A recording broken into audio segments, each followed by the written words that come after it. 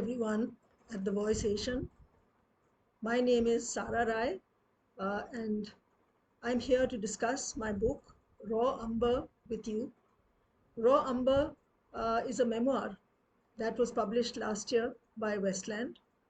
And this memoir is a memoir about my family and also about the places that I grew up in. It is also about language and sensibility and how the places that you live in shape a writer's sensibility. So basically, this is about the two places that I have grown up in, which is Allahabad and Banaras in North India, and how they have shaped my sensibility as a writer. And it's also about my engagement with languages, because in South Asia, many of us grew up with certainly more than two languages, three, and sometimes more than that. This multicultural, multilingual sort of heritage informs everything that we write. So in this memoir, I have dealt with the issues of language also, and about uh, reading and how reading and experience forms the sensibility that makes you into a writer. The essays that form this memoir are also they are standalone pieces. They can be read by themselves, but they can also be read as a long narrative. I found it worth doing to take a look at the two places where I have grown up and where some of my ancestors lie buried. In a world of shifting certainties, this in itself seems like a lot.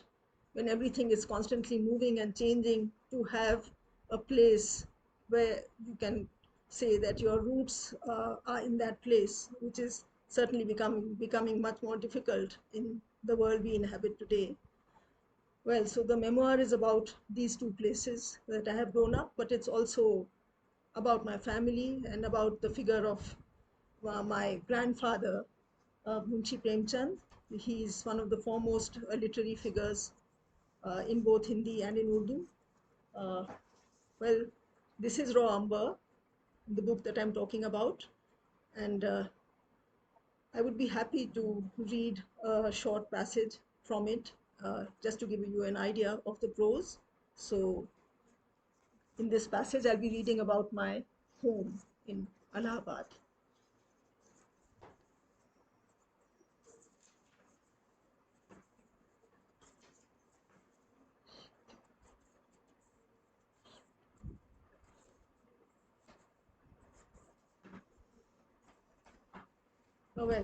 This essay is called Trombidium grandissimum. Grandissimum is actually the sort of botanical name for this small local insect, the red velvet bug that is found very commonly in Allahabad, used to be found very commonly in Allahabad. So I named the chapter after that small red velvet bug. And the essay starts like this.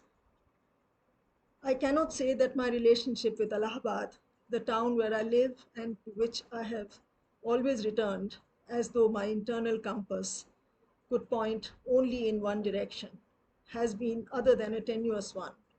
For the town of Allahabad was merely the outer shell, if a house on Raman Road could be called the kernel.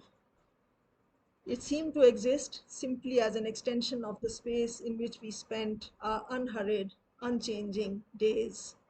Each day felt like the same day, so that our house wore the air of being located on a plateau of time where the past and the present had coalesced into a single block, and the future promised the same stasis.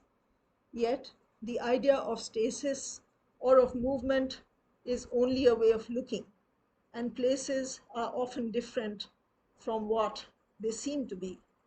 In the slow days of my childhood, had I the ears to listen, perhaps I would have heard time rushing by with a sound like roaring water, flinging a house and its inhabitants headlong into the future.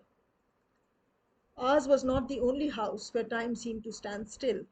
This side of town had quiet, tree-lined roads with large bungalows that had been built by the British when Allahabad was still the capital of the United Provinces. They gave the place a colonial look. Long shadows lay over the bungalows, and they were cast not only by the numerous tall trees. It was all Nazul land where we lived, the site of 8 villages that were razed by the British after the events of 1857. All those who had participated in 1857 War of Independence, many of them Muslim landlords, had been hanged from the trees that grew from their properties and all along the roads.